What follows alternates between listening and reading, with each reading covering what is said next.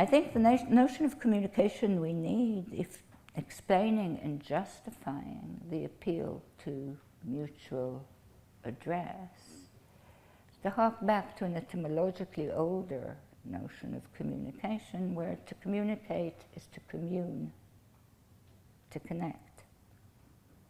And I think we just have to have here a notion, introduce a notion of communication as connection to explain IU exchanges.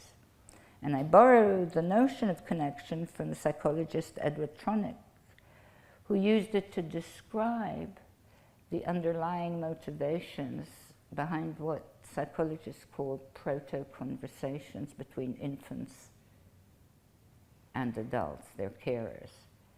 So they've been described in minute detail, but these conversations are described always as being initiated by smiles of address from each side. And as the baby grows older, these mature into more sophisticated forms of address and more sophisticated forms of what Tronick calls connecting.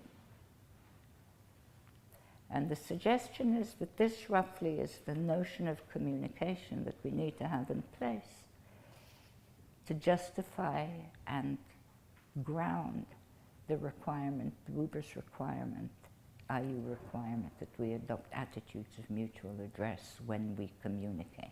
This applies to communion, and I think this is a notion of communication that we should apply when you're chatting at the bus stop about anything to somebody else. It's a notion of communication that we carry through us all the time. When there's conversation, when there's a dialogue, this is the notion of communication we should be appealing to. And of course, lots can happen in it, but this is the framework.